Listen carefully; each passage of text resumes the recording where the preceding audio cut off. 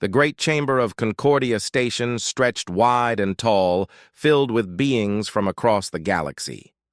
Ambassador Min Jun Park stood at the human delegation's platform, his hands steady despite the tension in the air. Around him, 47 different species sat in their assigned seats, each watching the proceedings with their own unique eyes, sensors, or perception organs. Min Jun had spent 15 years building relationships with these people. He had shared meals with the Virani, discussed philosophy with the Korthan scholars, and negotiated fair trade agreements with the Zephrani merchants. He thought he had built trust. He thought humans had finally found their place among the stars. He was wrong. The council speaker, a towering Callian with silver scales and 3 pairs of eyes, raised her primary arms for silence. Her voice echoed through the translation devices everyone wore. "We gather today to address the human question," she announced. "For 30 years, humanity has been part of our galactic community. In that time, we have observed patterns that cause great concern." Min Jun felt his stomach tighten. This was not the trade negotiation he had been told to expect. The speaker continued. "Humans expand too quickly. They ask too many questions. They change too fast. Their emotions make them unpredictable. Their technologies develop in directions we cannot always understand or control." A Korthan representative stood, his feathers rippling with agitation. "Just last year, humans developed a new engine design without proper council approval. They share their culture too freely, disrupting traditional values on 12 worlds. They refuse to accept that some knowledge should remain restricted. They are dangerous," added a Zephrani delegate, her crystalline body flashing red. "Not because they wish harm, but because they do not understand limits." Min Jun requested permission to speak. The speaker granted it with a reluctant gesture. "We have broken no laws," Min Jun said, keeping his voice calm and clear. "We have honored every treaty. Yes, we are curious. Yes, we grow quickly. But we have only sought friendship and mutual benefit. If we have caused offense, we will listen and learn." The speaker's expression was unreadable. "This is not about laws, Ambassador Park. This is about compatibility. The Council has determined that humanity is not ready for full galactic integration. Perhaps in a few thousand years, your species will have matured sufficiently." Min Jun's heart began to pound. "What exactly are you proposing?"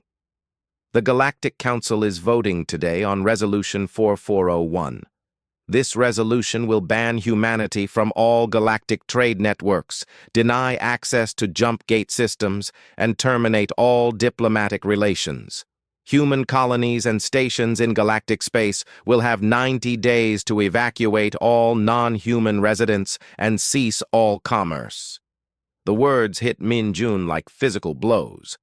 This was not a warning. This was exile. "You are isolating an entire species," Min Jun said, and for the first time, anger crept into his voice. "We are talking about billions of people, colonies that depend on trade, medical supplies, food shipments. You will cause suffering on a massive scale." "We regret the hardship," the speaker said, though her tone suggested otherwise.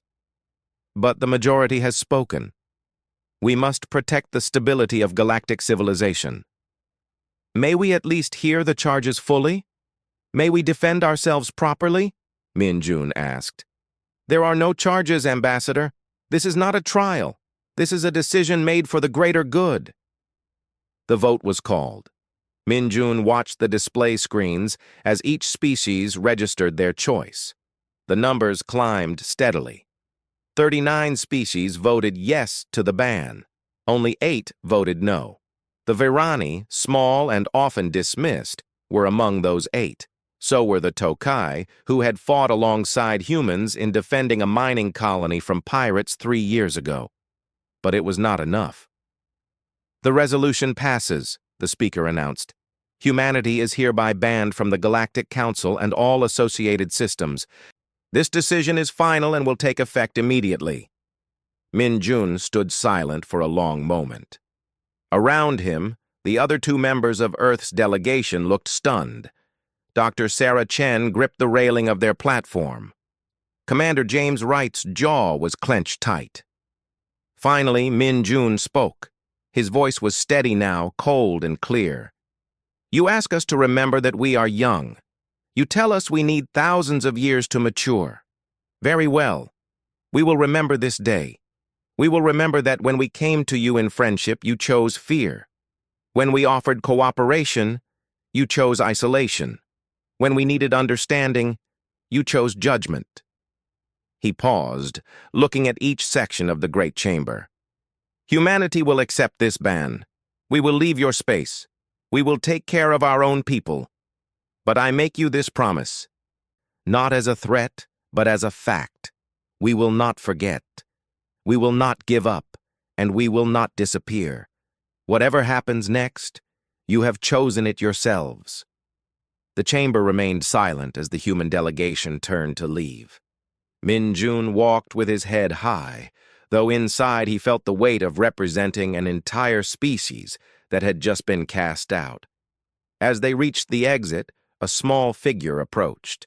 It was one of the Varani delegates, her fur rippling with distress. "Ambassador Park," she whispered in heavily accented standard. "Not all of us agree. Some of us remember what you have done for us. Some of us will remember."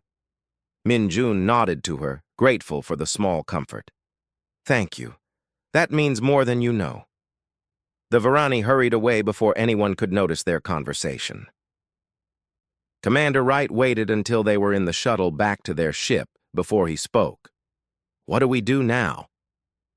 Min-jun stared out the window at the vast station, at the ships from dozens of worlds coming and going freely through the jump gates that would soon be denied to humans. "Now," he said quietly, "now we go home. We tell Earth what has happened, and then we figure out how to survive." Dr. Chen leaned forward. "Do you really think we can? Without galactic trade? Without their technology?" Min-jun was quiet for a long time. Then he said something that surprised even himself. "I think they just made the biggest mistake in galactic history. They think isolation will weaken us. They think we will beg to be let back in." He looked at his colleagues. "They do not understand humans at all. We are at our best when we have no choice but to be strong." The shuttle carried them away from Concordia Station, away from the galaxy that had rejected them, back toward Earth and an uncertain future. Behind them, in the council chamber, the speaker was already moving on to the next item of business, dismissing humanity as a problem solved. She would learn otherwise. They all would. 5 years had passed since the ban, and Earth had changed in ways no one could have predicted. Min-jun Park stood in his new office in Geneva, looking at screens showing reports from across human space. His title was different now. He was no longer an ambassador to anyone. Instead, he directed the Terran Independence Initiative, the organization responsible for keeping humanity alive and moving forward. The first 2 years had been terrible. Without access to galactic markets, Earth's economy had crashed. Colonies that depended on imported food faced starvation. Medical facilities lost access to advanced alien medicines. Ships stranded outside human space had to make dangerous journeys home through uncharted routes, and not all of them made it. Min-jun remembered the protests, the riots, the demands that Earth's government begged the Council for mercy. He remembered the night he almost gave in, almost drafted a message of apology and submission. But something had stopped him. Maybe it was pride. Maybe it was stubbornness. Or maybe it was the memory of the Callian speaker's dismissive tone when she told humanity they needed thousands of years to grow up. So instead of begging, humanity had worked. The screens in front of Min-jun told the story. Food production had increased by 40% using new farming techniques developed by desperate agricultural scientists. Medical researchers, unable to access alien compounds, had gone back to basics and discovered new treatments from Earth's own biology. Engineers who once relied on galactic blueprints had been forced to innovate, and their solutions were often better than what they had been copying. "Director Park?" A voice interrupted his thoughts. Dr. Hyejin Choi stood in the doorway, her eyes bright with excitement. "We did it! The test was successful!" Min-jun turned from the screens. Dr. Choi was young, barely 30, but she had become one of humanity's most important scientists. For 3 years, she had been working on a problem that seemed impossible. "You are sure?" Min-jun asked. "Completely sure. We do not need their jump gates anymore. Our ships can travel faster than light using a completely different method." Dr. Choi pulled up holographic displays, showing equations and diagrams that Min-jun barely understood. "It works differently from anything the galactic species use. We fold space using quantum resonance patterns. It is actually faster than their gates for long distances." Min-jun sat down slowly. This changed everything. The Council's ban had power because they controlled the jump gates, the network that connected the entire galaxy. Without access to those gates, human ships had been trapped using slower-than-light travel, making anything beyond the solar system nearly impossible to reach. "How long until we can put this on our ships?" he asked. "The first engine is already installed on a test vessel. We could have 20 ships ready in 6 months, 100 in a year." Min-jun allowed himself a small smile. The Council is going to be very surprised. But there was more news that day. As Min-jun and Dr. Choi discussed the implications of the new drive system, an urgent message came through on his private channel. The sender was using old codes, ones Min-jun had not seen in years. It was from the Varani. Min-jun opened the message in private. The small, furry face of Ambassador Kalira appeared, and she looked frightened. "Min-jun Park," she said, using his personal name as she had when they were friends. "I need help. My government made the mistake of trading with a human merchant who slipped through the blockade. The Council discovered this. They have declared us treaty violators. Their enforcers are coming. We have nowhere to go." The message ended with coordinates and a desperate plea. "If humanity has any mercy left after what we did to you, please. We were one of the 8 who voted against the ban. We tried to stop this." Min-jun stood very still. Every logical part of his brain told him this was too dangerous. Humans were barely stable themselves. They could not afford to antagonize the Council. They should stay quiet, stay hidden, and keep building their strength. But another part of him, the part that made him human, remembered a small Varani delegate whispering words of support on the worst day of his life. He called an emergency meeting of the Terran Command Council. Within an hour, representatives from Earth's major governments gathered virtually around a conference table. Min-jun explained the situation. "The Varani are in trouble because they refuse to abandon us completely. The Council is sending ships to punish them. We can reach them first with our new drive system, but doing so will reveal our capabilities to the galaxy. It will also be seen as an act of defiance." "We are not ready for a confrontation with the Council," said the representative from the African Union. "We need more time. If we reveal ourselves now, we lose the element of surprise," added the East Asian Coalition speaker. "Our advantage disappears." Min-jun nodded. "All true. But if we abandon the Varani, we become exactly what the Council accused us of being. We lose our humanity. And I do not know about you, but that is the one thing I refuse to lose." There was silence around the table. Then the European Federation representative spoke. "We spent 5 years isolated, angry, and struggling, but we survived because we remembered who we are. If we start abandoning our principles now, what was the point?" One by one, the votes came in. It was not unanimous, but it was enough. Min-jun authorized the mission. The newly christened ship Resilience was prepared for launch. Its captain was Sung-ho Kim, a veteran of the merchant fleet who had been one of the last humans to make it home after the ban. He knew better than anyone what it meant to be stranded in an uncaring galaxy. "We are going to save some people who once tried to save us," Min Jun told Captain Kim, "and we are going to show the Council that they did not break us." Captain Kim saluted. "It will be my honor, Director." The Resilience launched 3 days later. It crossed distances in hours that would have taken months using old technology. The crew watched their screens in amazement as space folded around them, as stars blurred past in ways that should not have been possible. They reached the Varani homeworld system just as Council enforcer ships were arriving from the other direction. Captain Kim opened communications on all frequencies. His message was simple and clear. "This is the Terran vessel Resilience. We are here to evacuate Varani civilians who face unjust punishment. Any attempt to interfere will be met with defensive action.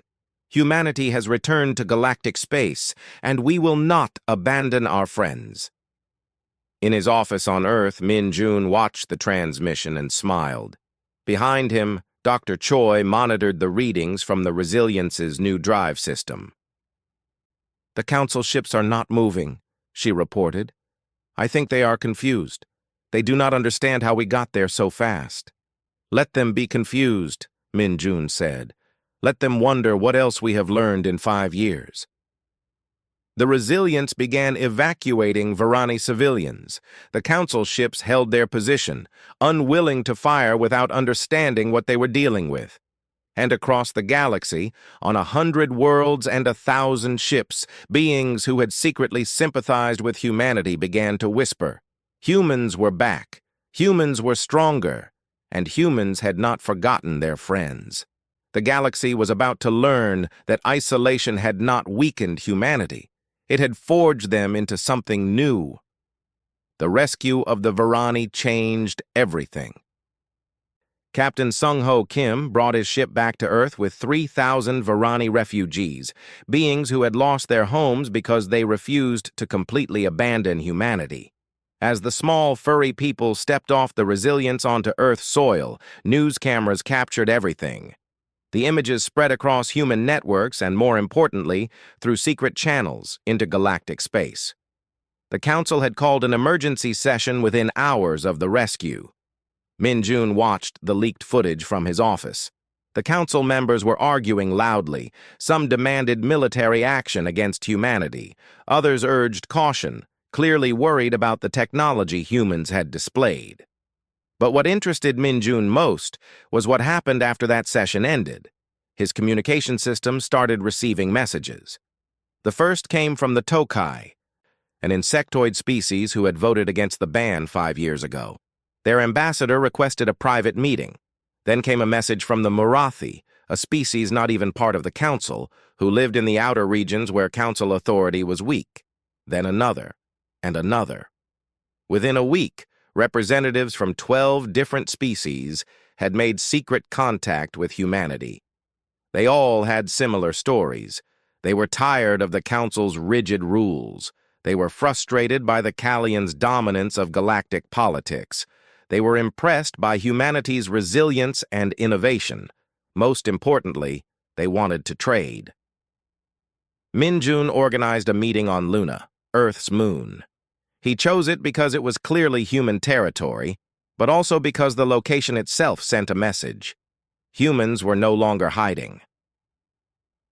The conference room was built quickly, designed to accommodate beings of different sizes and atmospheric needs. When the delegates arrived, using their own ships and their own methods of travel, Min Jun greeted each one personally. Ambassador Kalira of the Varani was there, representing her people in exile. The Tokai sent their trade minister, a thoughtful being named Zixith, who communicated through pheromones and gestures. The Murathi brought their clan leader, a massive creature covered in rock-like armor. There were others, too. The Shen, who breathed methane and lived in cold environments. The Lyrath, energy beings who existed partially in another dimension. The Kesh, who looked almost human but had silver skin and could see ultraviolet light. Each had their reasons for being there, but they all shared one thing. They were tired of being dismissed, controlled, or ignored by the Council. Min-jun stood before them and spoke plainly. 5 years ago, the galaxy told humanity we were not welcome. They said we were too young, too dangerous, too unpredictable. Maybe they were right about some of that, but what they did not understand is that we are also loyal, determined, and creative. We do not forget our friends, and we do not abandon people in need. He gestured to the Varani delegation. When the Council punished the Varani for showing us kindness, we could have stayed hidden. We could have protected ourselves. Instead, we chose to help, because that is what humans do. Zixith, the Tokai minister, released pheromones that the translation system interpreted as approval. The Council grows comfortable in their power. They forget that the galaxy is large and their authority is not absolute. Many of us have watched humanity with interest. Your rapid development, your cultural diversity, your willingness to challenge old assumptions. These are strengths, not weaknesses. The Marathi clan leader spoke in a deep, rumbling voice. My people exist on the edges of galactic civilization. The Council takes our resources but gives us little in return. They tell us we are too primitive to have full representation. But humans have shown more respect in one meeting than the Council has shown in a century. Min-jun saw the opportunity before him. What if we created something new? Not an opposition to the Council, but an alternative. A compact between species who believe in fair trade, mutual respect, and genuine cooperation. The Terran Compact, Dr. Choi suggested quietly from her seat beside Min-jun. The name resonated around the room. One by one, the delegates signaled their interest. Over the next 3 months, the foundation was built. The Terran Compact was not trying to replace the Galactic Council. Instead, it existed as a separate entity, a network of species who chose to work together on their own terms. Humanity shared its new technologies freely with Compact members. Dr. Choi's faster-than-light drive became available to any species who joined. Human agricultural techniques helped the Shen increase food production on their frozen worlds. Human medicine, developed without alien compounds during the isolation years, proved effective for species whose biology was incompatible with Council treatments. In return, the Compact members shared their own knowledge. The Lyrath taught humans about energy manipulation. The Kesh shared their advanced sensor technology. The Tokai offered expertise in bioengineering. The Compact grew. By the end of the first year, 23 species had joined. Some were small species, like the Varani, who had little power in Council politics. Others were larger groups who had been dissatisfied with Council control for generations. The Council watched this development with growing alarm. Min-jun received a message on his personal channel. It came through official diplomatic protocols, bearing the seal of the Galactic Council itself. The message was from a Korthan named Vel Shar, one of the Council's senior diplomats. His tone was carefully neutral. Director Park, the Council has observed the formation of what you call the Terran Compact. While we maintain that the ban on humanity was justified and necessary, we recognize that circumstances have evolved. The Council is prepared to discuss a limited restoration of diplomatic contact. In return, we would expect humanity to submit to Council oversight and to cease the expansion of your compact organization. Min-jun read the message 3 times. Then he called a meeting of the Compact's coordinating committee. They are offering to let us back in, he told the assembled representatives, but only if we agree to be controlled. Only if we abandon what we have built together. Ambassador Kalira's fur rippled with agitation. They fear you. They fear all of us. The Compact represents everything they cannot control. What will humanity choose? Asked Zixith. Min-jun thought about the past 5 years. The suffering during the isolation, the desperate innovation, the gradual building of something new and better. He thought about the Varani refugees who had found homes on Earth and Mars. He thought about the Murathi miners who now traded fairly with human colonies. He thought about the dozens of species who had found a voice in the compact that they never had in the council. "We will choose our friends," Min Jun said. "We will choose freedom over permission." He composed his response to Velshar carefully. It was polite, professional, and absolutely clear. "The Terran Compact thanks the Galactic Council for their offer. However, we must respectfully decline. Humanity has moved forward, not backward. We have built partnerships based on mutual respect, not hierarchy. We invite the Council to engage with the Compact as equals, but we will not submit to oversight or control. The galaxy is large enough for multiple approaches to civilization." He sent the message knowing it would provoke a reaction. The reaction came swiftly. The Council announced security exercises near Compact space. Council fleet movements increased. Trade restrictions were placed on any species that had contact with Compact members. It was not quite a war, but it was close. Min Jun stood on the observation deck of humanity's new orbital station, looking out at Earth below. Dr. Choi joined him, her expression worried. "They are preparing for conflict," she said. "Do you think we can stand against them if it comes to that?" Min Jun was quiet for a long moment. "I do not know. The Council has more ships, more resources, more experience, but we have something they have forgotten about. We have a reason to fight. We are not defending an empire. We are defending the right to exist on our own terms." Far across the galaxy, in the council chambers on Concordia Station, the speaker was having the same conversation with her advisors. But her conclusion was different. "The humans must be brought to heel," she declared. "We gave them a chance to learn humility. Instead, they have become more defiant. The Compact threatens everything we have built. We must act." The stage was set. The Council and the Compact stood opposed. Then something happened that no one expected. The plague started on Kalios Prime, the Kalian homeworld, and it spread with terrifying speed. Min Jun first heard about it from intelligence reports. The Kalian, one of the founding species of the Galactic Council and its most powerful members, were facing a medical crisis unlike anything in their recorded history. A virus had mutated, jumping from their livestock to their population. Within weeks, millions were sick. Within a month, thousands were dying every day. The Council's best medical facilities were overwhelmed. Their advanced alien medicines, developed over thousands of years, had no effect on this new strain. The Kalian were one of the oldest spacefaring species, masters of biotechnology, and they were helpless. Dr. Choi brought Min Jun the detailed analysis that Compact Intelligence had gathered. She spread the medical data across his desk, her expression serious. "This is bad," she said.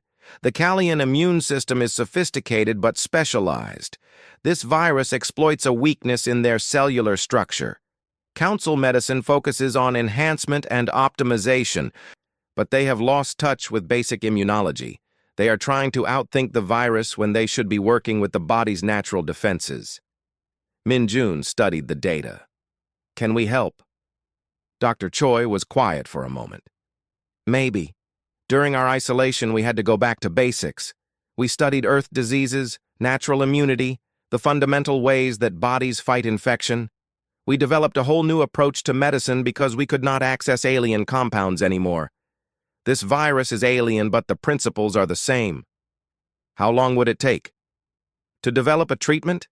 With the data we have, maybe 3 weeks. Maybe less." Min Jun leaned back in his chair. The irony was almost painful. The species that had banned humanity, that had declared humans too dangerous and unpredictable, now faced extinction from a disease that human medicine might be able to cure. "What are the ethics here?" he asked, not really expecting an answer. "They exiled us. They threatened us. They tried to strangle the Compact before it could grow. Do we owe them anything?" Dr. Choi met his eyes. That is not a question for a scientist. That is a question for a human being. Min-jun called an emergency meeting of the Compact's Coordinating Committee. The representatives gathered virtually, their faces showing a mix of emotions as he explained the situation. "The Callian are dying," he said bluntly. "We may be able to help. I am asking for your perspectives before humanity makes a decision." Ambassador Kalira spoke first, her voice bitter. "The Callian led the vote to ban humanity. They were the loudest voices calling you dangerous. They have shown you no mercy. Why should you show them any?" The Marathi clan leader rumbled in agreement. "Let the council solve their own problems. They have treated the compact as a threat. Let them see what real threat looks like." But Zixith, the Tokai minister, released pheromones of contemplation. "What we do now defines what we are. The compact was built on principles different from the council. If we choose to let millions die because of political anger, we become exactly what they accused humanity of being." The debate continued for hours. Min-jun listened to every perspective, understanding the anger and the fear. The council had 3 fleets positioned near compact space, clearly preparing for military action. Helping the Callian now might be seen as weakness. Finally, Min-jun made his decision. "Dr. Choi will assemble a medical team. We will develop a treatment, and we will offer it to the Callian freely." "They will never accept it," warned a Shen delegate. "Their pride will not allow them to take help from humans." Min-jun smiled grimly. "That is their choice to make. We will offer. What they do with the offer will tell the galaxy everything it needs to know about both of us." Dr. Choi worked around the clock with a team of human doctors and scientists. They were joined by compact members who had expertise in viral diseases. The Lyrath contributed their understanding of energy-based cellular processes. The Tokai shared bioengineering techniques. 18 days after starting work, Dr. Choi had a treatment protocol. It was not a miracle cure, but it would work. The virus could be stopped, the sick could be saved, but it required a fundamental approach that the Council's medicine had abandoned centuries ago. Min-jun composed a message to the Galactic Council. He knew it would be broadcast, analyzed, and debated across the entire galaxy. He chose his words carefully. "To the Galactic Council and the people of Callios Prime, humanity has learned of the medical crisis affecting the Callian population. Despite the history between our peoples, despite the ban and the threats, we cannot stand by while millions suffer. We have developed a treatment protocol that we believe will be effective against the virus. We offer this freely, with no conditions and no demands. We offer it because it is the right thing to do. We offer it because this is who humans are. The medical data and treatment protocols are attached to this message. Our medical teams stand ready to assist if requested.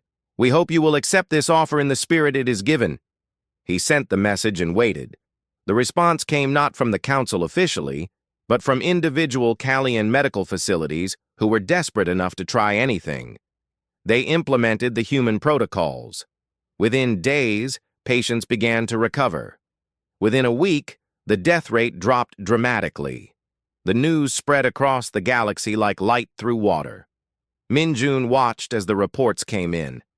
Callian lives saved by human medicine. The treatment worked. The crisis was ending. But the political impact was even more dramatic. The council met in emergency session. Min-jun obtained leaked footage of the debate. Speaker Veshatala, the same Callian who had presided over humanity's banishment, stood before a divided chamber. "We face a choice," she said, her voice heavy with something that might have been shame. "We can maintain our pride and our policies, or we can acknowledge a truth that has become unavoidable. Humanity is not the danger we claim them to be. The Terran Compact is not the threat we feared. We made a mistake 5 years ago, and today that mistake has been laid bare for the entire galaxy to see." The debate was fierce. Some council members argued for maintaining the ban, claiming that accepting human help was a sign of weakness. Others pointed out that millions of Callian were alive because of humans, and that fact could not be ignored. Across the galaxy, public opinion was shifting dramatically. The story was simple and powerful. Humans had been exiled, had been threatened, had every reason to let their enemies suffer. Instead, they had chosen compassion. They had chosen to help. Species began to ask questions. If the Council was wrong about humanity, what else were they wrong about? If humans could develop medicine that the Council could not, what did that say about Council superiority? 8 Council species formally announced their withdrawal to join the Terran Compact. They were led by the Tokai, who had always been skeptical of Callian dominance, but they included others: the Rin, master shipbuilders; the Orvax, agricultural experts; the Zenith, whose computational abilities were legendary. The Council was fracturing. Minjun received another message from Velshar, the Korthan diplomat. This time, the tone was very different. Director Park, the Council has voted to repeal the ban on humanity. You are invited to return to full diplomatic and trade relations. The Council acknowledges that errors were made in the original assessment of humanity's character. We hope to begin a new era of cooperation. Min Jun read the message to the Compact Coordinating Committee. Ambassador Kalira's fur rippled with satisfaction. They blink first. You have won. But Min Jun shook his head slowly. This is not about winning. This was never about defeating the Council. It was about building something better. He composed his response carefully. The Terran Compact appreciates the Council's decision to repeal the ban. However, we must respectfully decline to rejoin the Council structure. We have built something new here, something based on equality and genuine cooperation. We are not interested in returning to a system where some species are more equal than others. Instead, we propose a different relationship. Let the Council and the Compact exist as separate but equal entities. Let species choose which system suits them better, or participate in both if they wish. Let us compete not through military force or economic pressure, but through the quality of the civilizations we build. He sent the message and turned to his team. We are offering them a way forward that saves face but changes everything. They can accept that the galaxy is big enough for different approaches, or they can fight to maintain their monopoly on power. Dr. Choi smiled. They will accept. They have no choice. Half their members are already talking about joining the Compact. If they fight us now, they will lose everything. She was right. 3 days later, the Council issued a formal response. They would accept the Compact as an equal organization. They would not demand that species choose between Council and Compact membership. The galaxy would be shared. It was not perfect. There was still tension, still competition, still disagreement. But it was a new beginning. Minjun stood once again on the observation deck, watching Earth rotate below. Sung-Ho Kim joined him this time, the captain having become a close friend over the years. We did it, Sung-Ho said quietly. 5 years ago, they threw us out. Now we are partners. Not quite partners yet, Minjun corrected. But we are equals. That is enough. What happens now? Sung-Ho asked. Minjun smiled. Now we prove that our way works. We show the galaxy that cooperation is stronger than control, that diversity is better than conformity, that being banned was the best thing that ever happened to us. The first Joint Council Compact Summit was held on neutral ground, a newly constructed station called Unity Point. The name was optimistic, perhaps overly so, but Minjun appreciated the symbolism. He arrived on the Resilience, with Captain Sung-Ho Kim at the helm and Dr. Hyejin Choi by his side. They were not alone. Representatives from 19 other compact species traveled with them, a demonstration of the alliance they had built. The Council delegation arrived in their traditional procession, ships from dozens of worlds forming an impressive display. Speaker Veshitala led them, her silver scales gleaming under the station's lights. She looked older than she had 5 years ago, worn down by crisis and change. The two groups met in the central chamber, designed to accommodate the different environmental needs of all attending species. Minjun noticed immediately that the seating was arranged in a circle with no head position. It was a small detail, but an important one. Speaker Veshetala spoke first. Her voice carried the weight of formal ceremony, but also something else. Humility, perhaps, or at least the beginning of it. We gather here to mark a new chapter in galactic history. The Council acknowledges that our treatment of humanity was based on fear rather than wisdom. We saw rapid change and called it dangerous. We saw questions and called them threatening. We were wrong. She paused, and Min Jun saw genuine emotion in her expression. The Callian people owe humanity a debt that can never be fully repaid. You saved millions of our lives when you had every reason to let us suffer. That act of compassion has taught us more about your species than 30 years of diplomatic contact ever could. Min Jun stood to respond. He had rehearsed his words many times, but now that the moment had arrived, he found himself speaking from the heart instead. Humanity did not save the Callian to prove a point or to win a political victory. We did it because watching people suffer when we could help was unbearable to us. That is not a unique human trait. I believe every species in this room shares that basic compassion. The difference is that we were forced by isolation to remember it, to place it above politics and pride. He looked around the circle, meeting eyes, sensors, and other forms of perception. 5 years ago, the Council told us we were not ready to be part of galactic civilization. You were right, but not in the way you thought. We were not ready because we were trying too hard to fit into your systems, to follow your rules, to become what you wanted us to be. The ban forced us to find our own way. And in doing so, we discovered something important. The galaxy does not need one way of doing things. It needs many ways. Ambassador Kalira of the Varani stood next, her small stature not diminishing the power of her words. The compact was born from rejection, but it grew through acceptance. Every species here has felt dismissed, controlled, or underestimated by the old power structures. Together, we have built something based on mutual respect rather than hierarchy. Zixith, the Tokai minister, added his perspective. The Council served the galaxy well for thousands of years. We do not seek to destroy what you built, but civilization must evolve. The compact represents that evolution. We can coexist. We can even cooperate, but we will not submit. The discussions continued for 3 days. There were disagreements, moments of tension, old grievances that surfaced and had to be addressed. But there was also progress. On the second day, a formal agreement was reached. The Council and the Compact would exist as separate but equal organizations. Species could choose to belong to one, both, or neither. Trade would flow freely between both systems.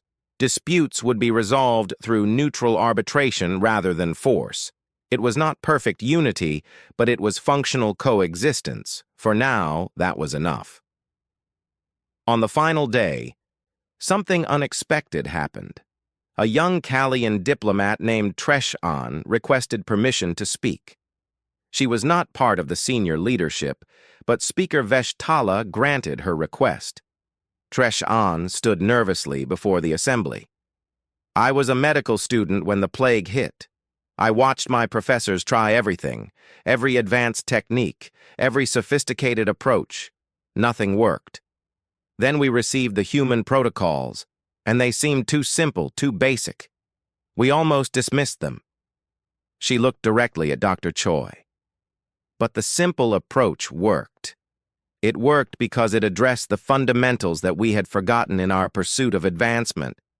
I have spent the last month studying human medical techniques, and I am amazed by how much we have lost sight of in our sophistication. She turned to address the entire assembly. I think that is the lesson here. The Council became so focused on maintaining order and control that we forgot why we came together in the first place. We forgot that cooperation works best when everyone has a voice, not when one group makes all the decisions. Speaker Veshtala looked at her young colleague with something like pride. Your generation will build the future, Treshan. What you have learned, we should all remember. As the summit concluded, Minjun found himself in an unexpected private conversation with Speaker Veshtala. They stood together looking out at the stars through the observation port. I owe you a personal apology, Veshtala said quietly. 5 years ago, I presided over your exile with certainty that we were doing the right thing. I was arrogant. I thought age and experience made us wiser than younger species, but wisdom is not the same as age. Minjun considered his response carefully. I was angry for a long time. I thought the ban was the worst thing that could happen to humanity. But now I wonder if it was the best thing. We were so eager to be accepted that we were losing ourselves trying to fit in. The ban forced us to stand on our own, to find our own strength. A diplomatic way of saying that we did you a favor by exiling you, Veshtala said with dry humor. Minjun smiled. Not exactly. You caused real suffering. People died because they could not access medical supplies. Colonies struggled. Families were separated. That pain was real, and I do not forget it. But from that pain, we grew stronger. We learned who we really are. And who are you? Veshtala asked. What did you learn about humanity? Minjun thought about the question. He thought about the desperate early years, the innovation born from necessity, the decision to help the Varani despite the risk, the medical teams who worked to save Callian lives without hesitation. We learned that we are at our best when we are challenged. We learned that we value freedom more than safety. We learned that we would rather build something new than conform to something old. And most importantly, we learned that being human means choosing compassion even when it would be easier to choose revenge. Veshtala was quiet for a long moment. The Council feared that humanity would conquer the galaxy. We saw your expansion, your ambition, your military capabilities, and we assumed you would become a threat. And now? Minjun asked. Now I think we feared the wrong thing. You are not conquering the galaxy. You are changing it. You are showing other species that there are alternatives to the way things have always been done. That is more dangerous to the Council's power than any military could be. She looked at him directly. But it is the kind of danger the galaxy needs. We became stagnant in our certainty. The Compact, led by humans but including so many others, is breaking that stagnation. I find that I am grateful, even though it diminishes my own people's influence. The summit ended with a formal ceremony. Representatives from both Council and Compact signed the Unity Accords, establishing the framework for their coexistence. Minjun stood with his team as the documents were finalized. Dr. Choi leaned close and whispered, "We did it. We changed everything." "We started the change," Minjun corrected. "This is just the beginning." Captain Sung-Ho Kim asked the question they were all thinking. What happens next? Now that we have peace, what do we do? Minjun looked around the chamber at the dozens of species, at the council members who had once banned humanity, and the compact members who had joined them in exile, all working together to build something new. Now we prove that the compact way works. We show that cooperation beats control, that diversity beats conformity, that freedom beats security. We build a civilization that makes the ban look like the best thing that ever happened to us. As they prepared to leave Unity Point, Minjun received a message from Earth. It was from a group of young people who had been children when the ban was issued.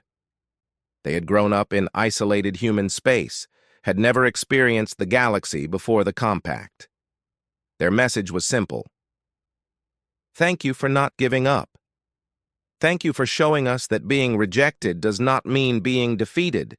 We are proud to be human. Minjun felt emotion tighten his throat. That was what it had all been for. Not revenge, not political victory, not even justice. It was for the next generation, to give them a galaxy where they could be themselves without apology. He looked at Earth in the distance, at the human colonies scattered across nearby systems, at the compact ships from a dozen species traveling together in peace. 5 years ago, the Council had banned humanity, thinking they were removing a problem. Instead, they had created something they never anticipated. They had forced humanity to discover its own strength. They had pushed them to build alliances based on genuine partnership rather than political convenience. They had intended to isolate humanity, but had instead isolated themselves from the change the galaxy needed. The ban had been meant as punishment. It had become liberation. And now, as the resilience carried Minjun and his team back toward Earth, he allowed himself to feel something he had not felt in 5 years. Not triumph, not vindication, but something simpler and more profound. Hope. The galaxy had a long way to go. There would be challenges ahead, disagreements between Council and Compact, species that resisted change, conflicts that would need resolution. But for the first time since the ban, Minjun believed that the future was not something to fear. Director Park? Dr. Choi interrupted his thoughts. What are you thinking about? Minjun smiled. I am thinking that they tried to break us by casting us out. Instead, they gave us the freedom to become something better. I am thinking that history will look back at the ban not as humanity's darkest moment, but as our beginning. The beginning of what? Captain Sung-Ho Kim asked. Minjun looked out at the stars, at the vast galaxy full of potential and possibility. The beginning of everything! The resilience carried them home, but home was different now. It was not just Earth, not just human colonies. Home was the Compact, the alliance of species who had chosen to stand together. Home was the promise that no one would face exile alone again. The galaxy had tried to ban humanity. Instead, humanity had transformed the galaxy. And that, Minjun thought, was the most human thing of all.